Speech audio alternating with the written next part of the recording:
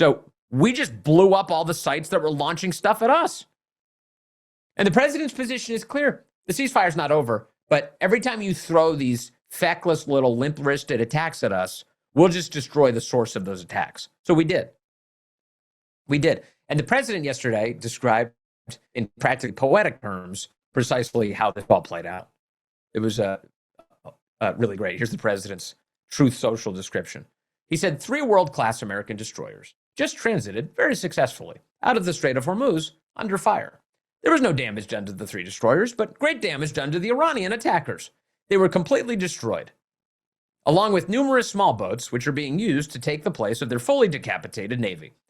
These boats went to the bottom of the sea, quickly and efficiently. Missiles were shot at our destroyers and were easily knocked down. Likewise, drones came and were incinerated while in the air. They dropped ever so beautifully down to the ocean, very much like a butterfly dropping to its grave. A normal country would have allowed these destroyers to pass, but Iran is not a normal country. They are led by lunatics. And if they had the chance to use a nuclear weapon, they would do it without question. But they'll never have that opportunity, and just like we knocked them out again today, we'll knock them out a lot harder and a lot more violently in the future, if they don't get their deal signed fast. Our 3 destroyers, with their wonderful crews, will now rejoin our naval blockade, which is truly a wall of steel. President Donald J. Trump.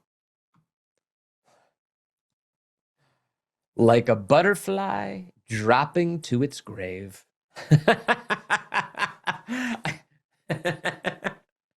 The dude's a poet. I didn't even know it. It's so funny. It's like a butterfly dropping to its grave. President of the United States. Yes, official words from the president. So yeah, we took out the threat. And we struck a bunch of their locations yesterday. The Qasem port, the Bandar Abbas, Bandar Kargan, all these various Iranian locations that posed a threat to us. Now, we also learned a little bit more this week about why it is that we had a pause at all on Project Freedom. So remember, the president basically set up a zone defense in the area to get Project Freedom, to get commercial ship traffic moving, except from those Iranian ports, which continue to be blockaded. And it stopped.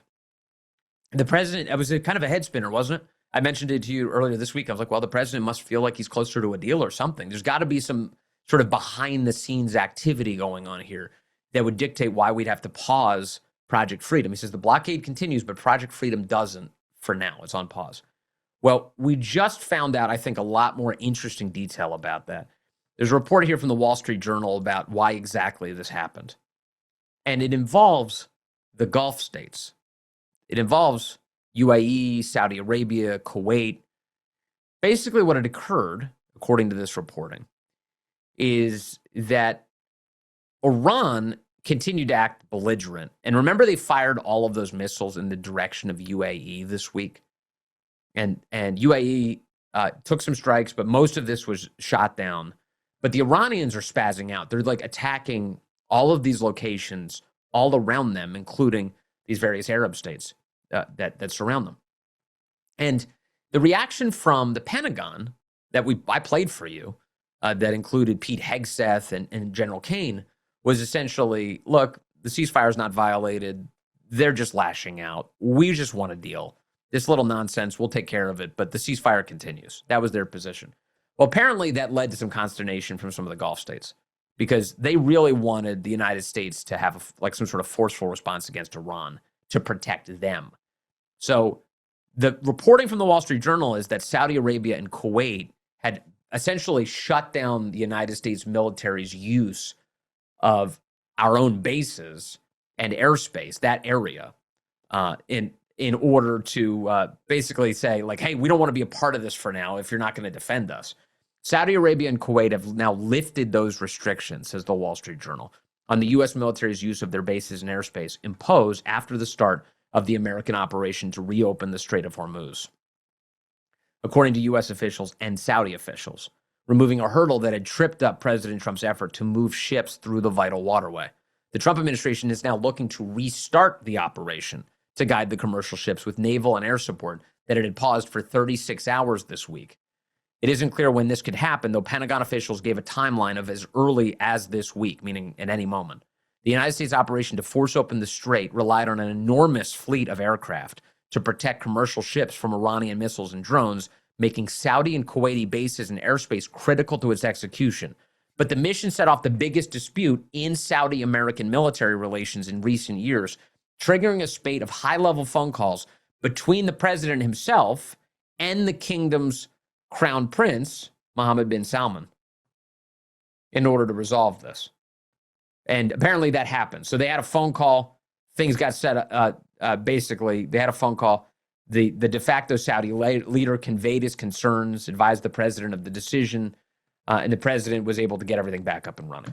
So this is kind of one of those moments where, like, the president gets involved, everything gets back up and running, we're good to go. But in case you're wondering, like, what was that? Why did we get that pause? Apparently, it was just the president, as always, he's juggling chainsaws. The guy is trying to navigate international diplomacy, foreign policy, national security, big foreign conflict, all at the same time. So this is just the president kind of navigating all of this. But things are back up and running. It looks like we could have Project Freedom back up and running literally at any second. Perhaps by the time you hear this podcast, it's all good to go.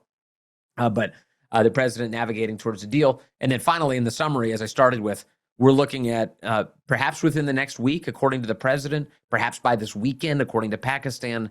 And the Iranians are still being stubborn jackasses, saying they want to hold on to their nuclear program. But, let's get rid of that.